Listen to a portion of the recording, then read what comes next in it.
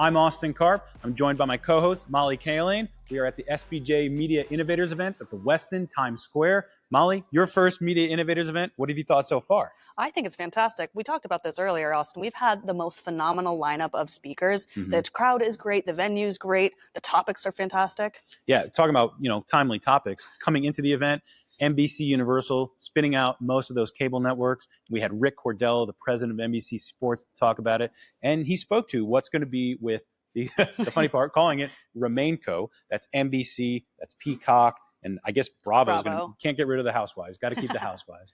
But this new SpinCo is going to have most of those other cable networks. You'll have Golf Channel. You'll have USA from a sports perspective. What did you take away from Rick had to say about that? Well, Rick did say that they're going to fulfill all their obligations to their property partners on those two cable networks.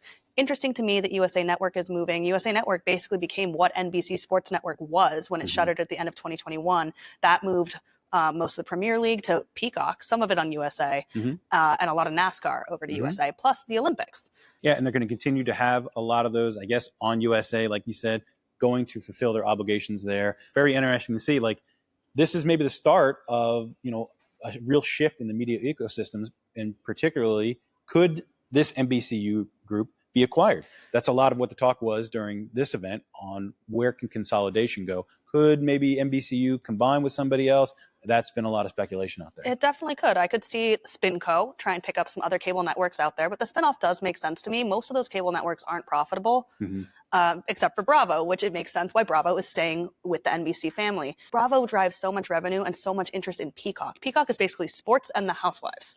It makes sense that they want that. Mollie, another big topic at the event was Netflix, especially coming off of that Jake Paul, Mike Tyson fight, the issues that they had with the streaming. The first speaker that we had at the conference was Brian Rolapp from the NFL. The league obviously has those two Christmas Day games that are going to be on Netflix. And he talked about whether he was worried. Do you think that he sounded worried about the production issues? He didn't sound worried. Not at all to me. But also, Austin, it's not production issues. It was a streaming issue. The production itself was fine. I said this on the pod last week. Netflix was going to use this event to test for the NFL.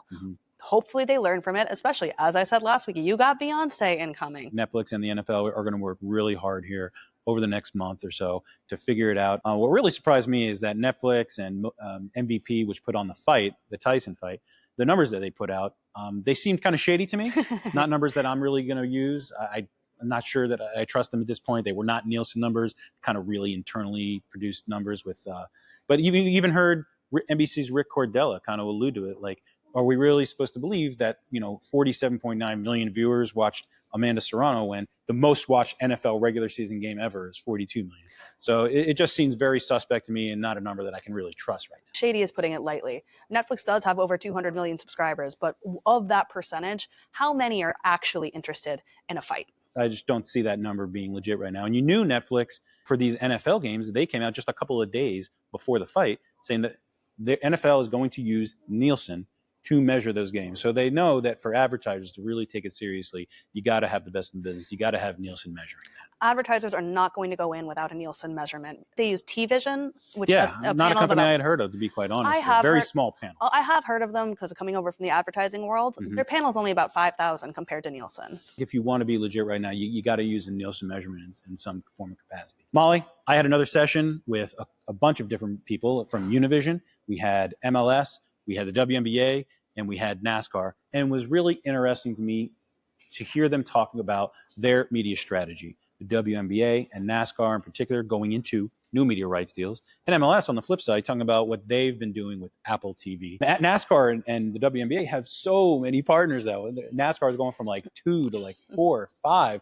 And Brian Herbst talked about like how he's managing that. And Coley talked about like, their new partners with NBC, Amazon, and ESPN, and also a smaller rights packages, or a couple, I guess, that are still out there potentially. Those that have existed with ION and CBS and NBA TV. And then to hear Seth Bacon of MLS talk about like, we've created one-stop shopping. Very interesting from a property perspective to hear those strategies. Well, that package with the WNBA and hearing Coley talk about it, ION and CBS, we all know that's going to get done. It's just a matter of when. But the WNBA is part of that NBA 11-year deal. The WNBA does have optionality because, as Coley said during the panel, they're on growth trajectory. Yeah. They got that 2028 opt-out, and they're going to have a bunch of stars, and she alluded to them. I mean, it's not just Caitlin. We're talking Paige Beckers. We're talking Juju Watkins. They're going to have a lot of star power when they go back to market. Austin, you also had Oleg from Univision, and he had some interesting thoughts about what they're trying to do beyond soccer and what they did this summer. What were your biggest takeaways? Yeah, so when you think Univision, you think what they're doing with Liga MX, which remains the most watched soccer league, on U.S. airwaves, a lot bigger than Premier League, way bigger than MLS.